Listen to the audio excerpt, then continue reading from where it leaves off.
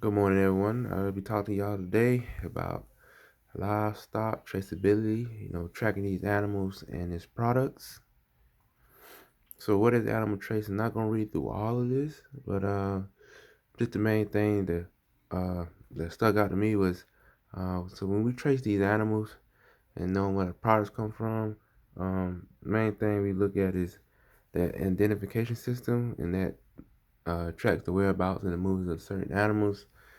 And it can get producers to provide contact info and register with the state. So I'm not gonna read all of it, but just the main two that stuck out to me with the animal tracing, uh, in terms of tracking the animals. So we want to know why it's important. So animal health, food safety, and national security. Provide consumers with the animal history, disease eradication, minimize the economic impact of these outbreaks, increases domestic marketing opportunities, provide valuable management tool for producers, enhance farm market opportunity for animal products, and enhance animal welfare in response to natural disasters. And this is just a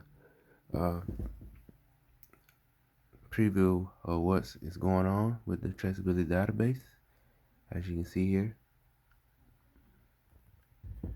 So we want to know, well, why do we need a traceability system when we're tracking these animals?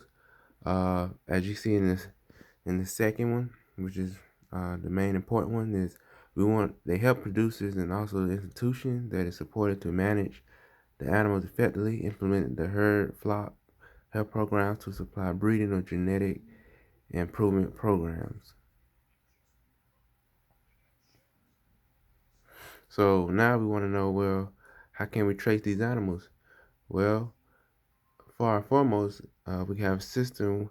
I kind of talked about it in the paper. It's like I think it was called All Tracks. It's like a software that can track these animals. But we at the last bullet say a system where animals' health certificates can be transmitted from veterinarians to health officials. So we can use this software to locate these animals, and that way we have anything, health issues, they need their history, all of that. We can use that system, and so this is the best efficient way we can track these animals. And also the electronic identification tags are important as well. And so when we try to track and trace these animals, we can go by this process right here, as you can see here. And the main technology we will be using is the animal ID, as you can see right here, and trace it all the way down to its product. So once again, not gonna read all of this, but we have the USDA. It marks have to get it approved, but have stated not for the beef or pork, but for lambs, turkeys, and other meat, but not for beef or pork. So as long as you have the USDA label, everything else should be good. And they have different methods for tagging the animals for ID as well. But they're just a list of animals. I'm sorry, list of uh, methods. Yeah. So so we talk about the NAFTA. Not going too deep in it, but we want to know how they affect the farmers and production. Uh, North American Trade Agreement. So it benefit local farmers, disease control, increased transparency and responsibility, and product assurance. And like I said, the main technology that can be used is the RFID, and that's the motion efficient identification factor for tracking the animal. So then we talk about the costs. Kind of did some research on the costs. The main one that stuck out to me was the OSU extension, Oklahoma State University. It was stated that the cost of the special ear tags and readers, in addition to the cost of time and labor installing ear tag, would be like $2 to $5 per head.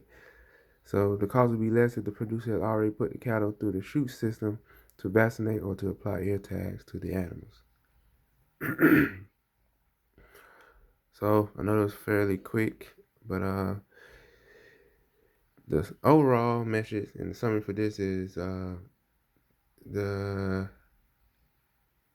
the tracing these animals is a important idea when considering when we want to see how good the meat be and how good we did like during the process of slaughtering and you know trying to get this product nice and wholesome.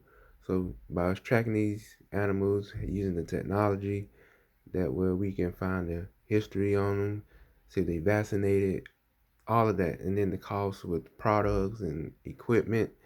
We want to use all of that so that way when we come down to a consumer producer standpoint, we want to be nice and satisfied, and that way our product will be good and ready to eat. Thank you.